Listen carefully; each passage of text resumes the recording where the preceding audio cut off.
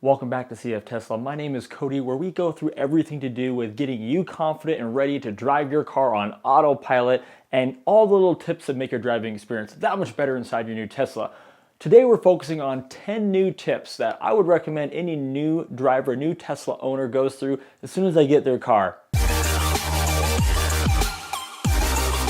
I've recently been informed that now with COVID and everything going on, that when you buy a new car, you don't get the same experience as we used to, where you get to sit down inside your car with a new person and they go through everything in your car. So I'm gonna begin a new series to help you guys really understand what to do when you get your car so you don't have that experience where you're trying to figure it all out on your own and it just takes way too long. This way you can get right in your car and get going. So the number one thing you're gonna wanna do is go out there, get your car in a sexy place and go and just take pictures of everything.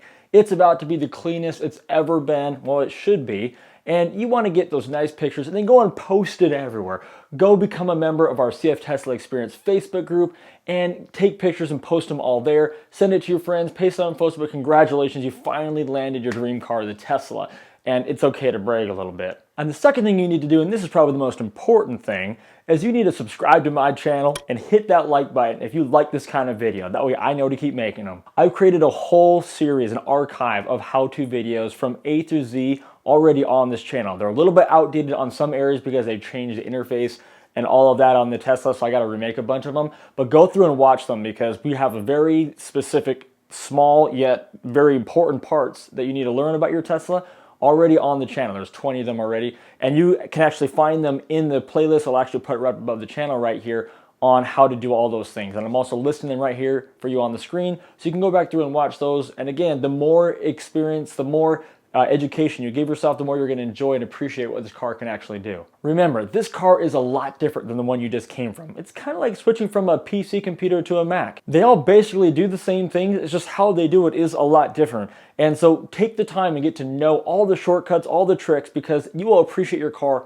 that much more. Next, I want you to go through your car and look at everything. Look at all the lines where all the different parts of the car come together, the different frames, the different trim pieces. I want you to take pictures of all those frames for your records. Check out all the seats, make sure there's no stains on them or any cuts or nicks or dings in them. Take pictures of it all for your records. Same thing with your carpet. Make sure that they haven't spilt anything on them. I also do want to be clear here. I'm not saying you should expect to have any damage or lines or anything wrong with your car. I'm just saying make sure you don't so they can get them fixed. My car, perfectly flawless. Most people's cars, perfectly flawless. But there is a little bit of a history with that when it comes to Tesla and their newer models coming out. So just be aware of it and take pictures so you don't regret it and kick yourself later. And along this line, I would take time to actually look through the user manual. Go through the whole thing, read all the stuff that you think is, or could be important, like tire pressures. Make sure your tire pressures are what they need to be. You'll find your tire pressures on the sticker right inside the driver door, just right along the frame there. Go down there and read what your tire pressures are supposed to be and make sure you pump it up to that. A part of this whole process, one thing I would also recommend is that when you get home, wash the car. Even though it's going to be completely clean, wash it, because when you wash your car, you're this close to it and you really see all the imperfections and all that stuff when you're right up there and close. And so wash every bit of it. All the outside, the windows, the inside of the car, wipe it all down. I use baby wipes on the interior, which is a really great thing to use. I've used it for over 15 months now, and my white seats look great. If you haven't seen that video, I'll link to it down in the description, but it's basically how my white seats look after 12 months. But you get an idea of what that is, but clean everything and get a really good chance to look at the car. That's the best way to really find the defects. Don't do it fast, do it slow. Get to know it, massage it, get to know your car. Next, call around to your different auto insurance companies. I've talked to a lot of people, and most people have found that the company they're currently with was not the right one for their Tesla. Teslas are a little bit weird when it comes to auto insurance. For some people, they're way more expensive. For some people, they're much less. For me, I actually went down in my monthly premium. But everyone has a different story there. So make sure you call around and you get a quote. If you haven't already, make sure you get it for sure now, because obviously you need it for your car. But take some time and figure out who's the best. Don't just assume the company you're with right now is the best one for you. One thing to note about this as well is when you call around to get quotes, you're going to need a VIN number of the car. For some reason, they still don't seem to have a way of quoting you accurately without a VIN number. At least that's what I've been told, and that was my experience. So if you haven't had that experience, that's great. But one thing you can do is you can actually go into the Tesla site and get a VIN number off a used vehicle for this. To do this, all you have to do is select the menu button at the top right when you're on the Tesla website. Go to used, select the model you need the insurance on, then select to view more details. Scroll down to where you see the VIN. Just make sure they know that this is not your actual car, that it was taken off of a different Model 3, just so they can get an accurate read on what your premiums are going to be. Also make sure that the VIN is taken off of a car that is comparable to yours. Don't get a VIN off of 2021 or 2020 if you're buying a 2018, for example. All right, so we've got kind of that boring stuff out of the way, right? You've got your insurance in place, you've taken your pictures, you've washed the car, all this stuff that involves not driving it. But now it's time to get inside your car. So the first thing we're gonna do is we're gonna get in the car, we're gonna set up your profiles. By now, you should have already had your key set up, at least one of them. Hopefully they did that for you or told you how to do it when you're at Tesla. We're gonna get to how you add a new key here in a minute, but let's start with setting up your profile. So here's how you do this. For setting up your profile, you're gonna go up here into Easy Entry, Driver Profile Settings, and then you can either add a new profile, which is what you're gonna do. So you would type in your new profile name, Tom, and then you would come down here to create profile. You'll then go through and you'll set up your mirrors. You'll set up your left mirror, you'll set up your right mirror, close that when it's done. One thing you'll notice is that every time you do anything like this, where you change anything in the car, this is going to pop up. You're going to hit save. So now that's assigned to Tom and that's going to be saved. So for example, let's say that I shifted the seat like this. I just pulled, you can't see it, but I moved my seat like this back up a little bit. It changes it there. I can hit save on that like that. I can click on Tom right there and I can change and save any setting that I might accidentally or purposely have put my car into. So if I go back here to profiles, if I want to delete Tom, I'm going to click on Tom right there, hit delete, and that'll delete that. Also, what you're going to want to do is you're going to see there's one in here called Easy Entry. Easy Entry is a profile designed to put the car and the seats in a certain type of way so that you can get in and out of the car easier. So what you're going to do for that is you're going to set it up the way you want. So for me, that means lifting up my seat, the steering wheel going back, and that makes it easier for me as a tall guy to get in and out of the car. And then what you do when you're on one of your profiles, you just tap use Easy Entry, and then anybody who has that checked, so me and my wife will have it checked, when you get in the car, it kind of, you know, goes around you, kind of the seat comes up, and it gets whatever position you set your profile into, then when you get out of the car, it goes away. But that's where you add it right there. It's really simple. Now let's talk about how to actually set up and add a new key to your car. And remember, to do this, you're going to need 2 keys. Or if you've already ordered one of these smart rings from Hanshao, like I have here, you can use one of these as well. But basically you need 2 things that have a key chip in them. And remember, these are not battery operated. So a phone won't work. A phone that's synced to the car Bluetooth won't work. It has to be a tangible key like this, okay, which my key is inside here. By the way, this is a great thing to get.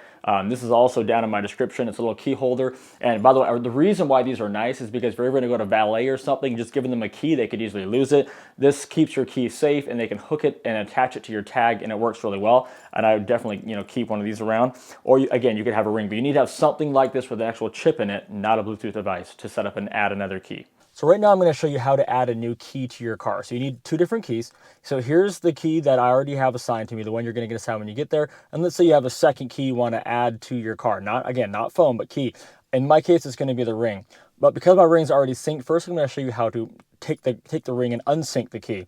So what we're going to do is we're going to go to settings, we're going to go to locks, and then I'm going to go down here to my ring, and I'm going to hit delete. Okay, to do that, I have to take my second key, I lift this up, and down here is where all of the sensors are for this. I'm going to take that and lay that right there. And you can see on my screen that it completely disappeared and says that the key has been disconnected. Now there's no more key. I got a notice on my app and everything telling me about that. So now what I'm going to do, take that off of there, and I'm going to come back up here and I'm going to click add. So now it's just simply telling me to scan your new key behind the cup holder to begin. Okay, so make sure I get this ring off my finger. Ugh. Okay, so I'm going to take the ring, this is the smart ring, and I'm going to set it now right down here. And you can see instantly the screen is telling me to swipe my key. So I'm now going to take that off, put my key down, and there it is, right there. It now shows that. That noise you just heard was my phone telling me that a new key has been synced to the Tesla app. And if we go back here now to that new key that was just added, I can edit it right there and just type in ring. Or you could put someone's name, whatever you want.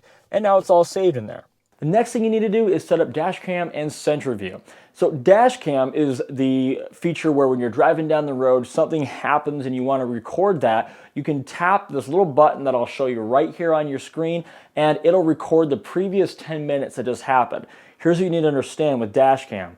It is recording a loop of 1 hour constantly in your car, but it's not saving it. It's only recording 1 hour, and then each hour it's replacing the previous. It's just a loop. And when you hit that button to save, what it's doing is just gathering the last 10 minutes, and then it's going to save those in your archive, okay? So that is different than sentryview. Sentryview is when your car is in park and sentry mode is on, and you're basically having, you know, it's like an alarm system. People walk up to your car, it's recording it, it's saving it, it's archiving it for you. And so it's totally different. One's kind of you engaging it, one is being engaged by other people coming in the proximity of your car. But to set that up, you're going to need a flash drive or some kind of an external hard drive that you can plug into your car.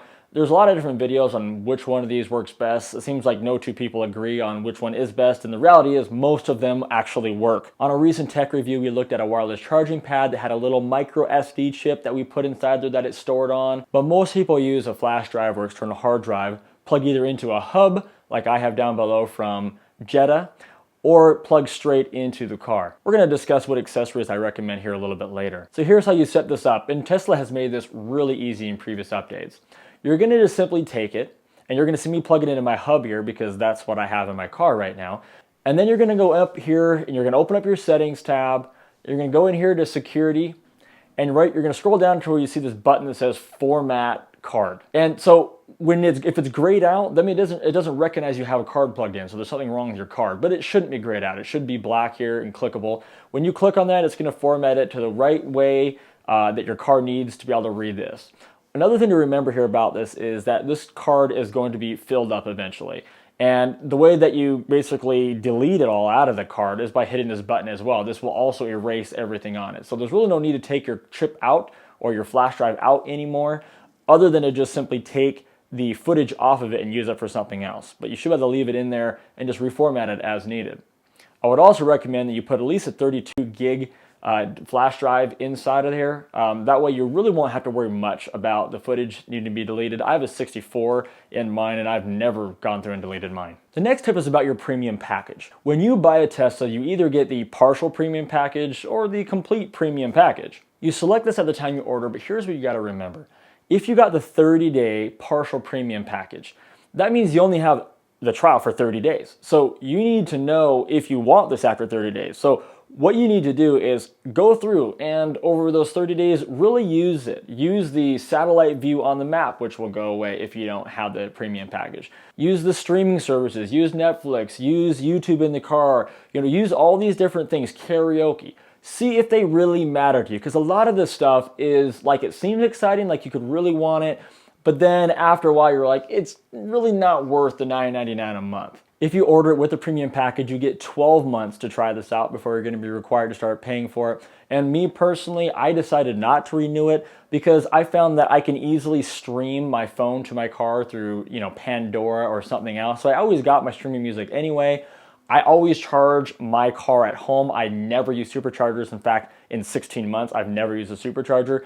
So the need for watching Netflix in my car or YouTube or something like that while I'm waiting for my car to charge, it's not really a thing for me. And if I felt like I ever was in that situation, I could always just watch it on my phone anyway. So I wasn't really seeing the value there. And then I never use a satellite view on my maps anyway. I only ever use just the map view. And even though you see the traffic on the satellite view, as well as on your map view when you pay for the package, the premium package, or I guess the data package, the car still uses it to navigate you and calculate travel times, even if you're not paying for it. You just don't see it. So just some things to think about when you're deciding if you want to keep that package or not. But just remember, if you have the partial premium, you have 30 days to make that decision. If you have the premium package, you have 12 months. You have a lot more time. So play with it, use it, decide if you want to keep it. On this next tip, let's talk about your backup camera. Okay, now on this tip, this is something I get asked about a lot of times in the car. You're getting ready to leave your house or a parking lot or something.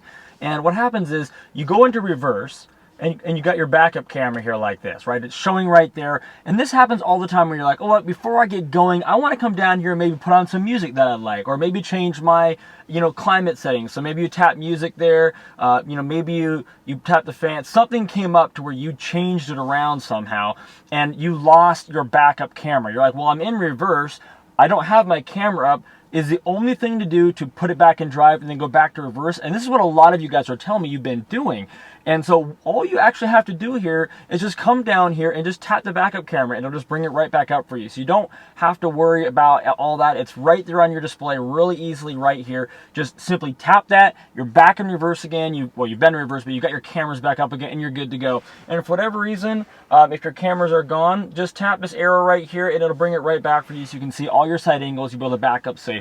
So the thing you have to remember though is when you get in your car and you start actually going into forward, when you manually told the camera to come up, you also have to manually tell it to go down. Normally you put it in reverse and it comes up and then you go into drive and it goes away. But when you had to manually tell it by hitting the button here to come up, you are going to have to then tell it to go down because it thinks you told it to come up. It's not doing it automatically. So just remember that if it comes up, you're like, well, why isn't it going away? I'm in drive. No big deal. Just like before, just manually come in, press the button and it goes down. I mean, I would recommend that the way you start your drive when you get going is that you set up your music, set up your temperatures, anything you want before you put it in reverse, and then it will just automatically do it all for you and it'll be no big deal. So that's the little tip there. Let's get on to the next tip. So we're making some progress, right? We've got you inside your car, you've got your profile set up, you're about to start going, you're sitting in your seat that you've taken pictures of, you've washed your car, you're ready to go here. Now it's time to actually put some miles on your Tesla. I think most people that buy this car think about something called auto steer. They want to give that a try at some point, and it's an exciting part of owning a Tesla. To me, if I'm paying for this Tesla, that's a huge part of it. I'm not talking about full self-drive right now. I'm talking about just autopilot that comes on the car, or auto steer, basically where it just keeps you in your lane. And we're going to talk about this extensively here on one of the next tips. But what you need to do before you can even do all that is you need to get it calibrated. So you'll see right now, if this is gone already, that you have something on your screen that's going to say or says, calibrate for autopilot to keep driving. It takes anywhere between 10 to 20 miles on average of driving your car before you're going to have the ability to use autopilot. Some people reported up to 40, 50 miles. For me, it was about right at 10. It happened really quick. And you just know because it just simply tells you on your screen when it's able to go. But the car needs to put a certain amount of mileage on it to really get it ready for it. So you need to get out there and you need to log those miles. So we just mentioned that after you're able to start using autopilot, you need to log some miles on it. So here's how you do that. There's really only one way in the car while you're driving to turn autopilot on, but there's 3 ways to turn it off. So the one way you turn it on is by taking the gear stock and pressing it down twice. So 1, 2. You see it makes a ding ding sound and you see 2 lines right there. Now if you're doing this for the very first time and you've paid for the full self-drive package, and if you have a navigation destination logged in like I do here, and you happen to be on a freeway, there's a lot of things there, then what's gonna happen is you're gonna see 1 line in the middle instead of 2. And at first, people often get kind of confused. Why 1 line? 2 makes a lot more sense. It's a little clearer to see the road lines, all that. Picture it like this. You're now this triangle. Okay, and you're driving on top of the line. That's what's happening over here. You're now driving on the line because you're now navigating, and that line's gonna be pointing you to where you're gonna actually go. So you're that highlighted line on the map now is what's happening. So that's how you know the difference. If you didn't pay for that full self-drive package, if you didn't pay the 10 grand as of now, then you only have these 2 lines, and this is what it's gonna look like. So one thing to be aware of for your very first time when you're looking at this, you've just turned it on, you've heard the sound, you see it, you're probably riding like this, really nervous, going, oh, is it gonna steer me into the wall or anything like that? Again, this is why you gotta log miles. Here's 3 ways you could turn autopilot off. Number 1, give it a little bit of a tweak, like this. See, I tweaked a little bit and it did that. Here's what you gotta be aware of though. Just because this blue steering wheel is off, that means only auto steer turned off.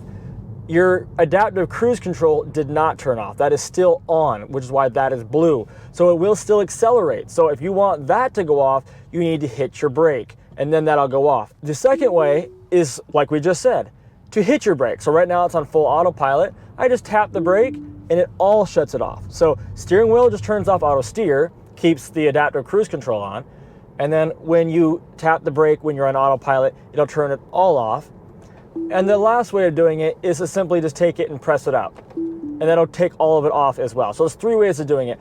I prefer to just tap it all the way up, and it's the cleanest way. It's the way I would highly recommend you get used to doing it. Hitting the brake, you know, it kind of messes with the people behind you. It just can kind of jerk you around. It's just not really, again, it's an okay way of doing it. It's certainly not wrong. It's just not the most preferred way.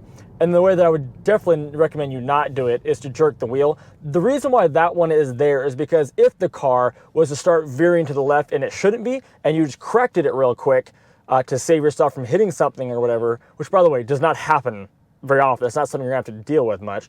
But then it will simply turn off autopilot. They didn't put that function in there to use that as a way of just simply turning it off because you just don't want it on anymore. That part of the autopilot is a safety precaution in case you need to correct the car from doing something it shouldn't be doing. Next, let's talk about accessories, because this is something that I get asked about by a lot of people. And I want to warn you guys, be careful here, because you can go way overboard with accessories. But on the same hand, there are some accessories that really do help and you should get right off the bat. Now, all of these accessories are things that I also put in my car. Some of them I bought, some of them were sent to me. I don't keep track anymore. I get sent so much stuff to look at.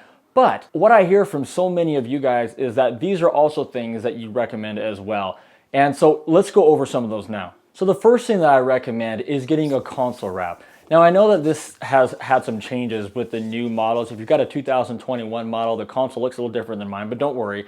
The companies that make these are making those adjustments if they haven't already, and you can buy those for them. But a console wrap's really nice because this stuff is very scratchable. Even with your fingernail, you can easily scratch a lot of this stuff. So it's really great to have something put over top of it, and there's a lot of different options out there. A lot of people go with the carbon fiber options. A lot of people just do the matte black like me. I love that just really nice, classy look. If you like the shine that it comes with, you can even buy a wrap that has that same look to it, but it's gonna actually protect your car. Next, still on protection, as most of these are gonna be, get a screen protector. You can decide if you want a matte finish like I have, or if you want a glossy finish. You can have both of these options. They're about the same price. They both claim to keep fingerprints off the screen. In theory, the matte finish does a better job than the shiny, but to be honest with you, I see fingerprints on both of the ones I've had, so whatever. If I could do it again, I'd probably have kept my shiny one on it just because I think it looks and pops a little bit better. But one thing I will say is that the matte finish does handle sun glare a lot better than the glossy does. So when the sun does shine in on my screen, it really makes a big difference in keeping that not as bad to look at. But at the end of the day, it's still good either way. The next thing is these console organizers. If you have a brand new model, it's a little bit different, but either way you have these big holes. And I'm a bit of an organization freak and don't like to have just everything thrown in a big pile. So there's a lot of companies that make this really great little holders that you just kind of put right down in there, and you could just put all kinds of stuff in there. You can see that I've had mine in here now for 15 months. I got it, it was one of the first things I bought. And you know, there's no wear on my car. Yes, the two pieces of carpet are, you know, kind of smashed into each other. That's what's keeping it from falling. And maybe over time there might be a tad bit of wear, but the benefits of having it way outweigh not having it. And so you can keep your sunglasses in there and, you know, whatever. I have also one in the back here that I got that helps keep all my stuff there nice and organized.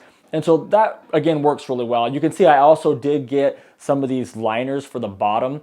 There's been multiple times where I have, you know, put a coffee down too hard or something, and it's kind of, you know, splashed out and got inside my cup holders and stuff. It's been really great. All I've had to do is just take those things out, wash them with a wet one real quick, put them back in, and it just keeps things really clean. Again, all of these accessories I'll link right down below this video so you can find them really quickly if you wanted to look at some of them. They're almost all on Amazon. So now I have purchased or been sent over 70 different accessories since I've got my car. And so what I'm going to be working on here next is a very comprehensive, all-on accessory video. What I'd recommend, what I don't recommend, what things seem to have mattered, what things don't seem to have mattered since I put them on. And we'll go through a lot of that in this separate video. There's just way too much to talk about when it comes to accessories, and it's a lot of fun to trick out your car with accessories. I mean, I have accessories that cost $2 up to ones that cost over $1,000 on my car. I would also recommend getting a nice set of floor mats, okay? And I have gotten tons of them. If you look down to my product reviews, I've reviewed 5 different floor mats that have been sent out to me. And I'll be honest with you, you'll be surprised which ones are actually my favorite. And I'll link them down below. They're actually the least expensive ones I've been sent. Just goes to show that sometimes just a simple design is better than a really fancy, expensive design. Again, feel free to check out my previous accessory video. It's done over a year ago, so it's quite outdated. I am working on a new one, but you can check that out to see a lot of them. In the new video, we'll talk about how good they are 12 months later. So that's going to get you started. If there's an area you're wanting more information on, consider joining my Facebook group or writing me a message down here in the comments, joining me on Patreon, whatever you need, and let me know what I can do to help you guys. This channel is literally about you. It's about what can I do as a guy who owns a Tesla, who tests it out, pushes it to the max to make your experience driving a Tesla that much better. What would you like tips on? What would you like to know more about? Put it down below in the description and I'll get to work on it right away. I've got a lot of different tips videos coming up and things that I have compiled over the year, things you guys have told me, things that I've experienced, and they're going to continually keep rolling out here between news and drives and all that stuff. So once again, thank you guys who have already subscribed to my channel. Again, my goal by my birthday this year, July, is to get to 20,000 subscribers. That'd be incredible. So thank you those of you guys who clicked on that subscribe button. Let's hit that goal together, and I'll see you guys on the next one.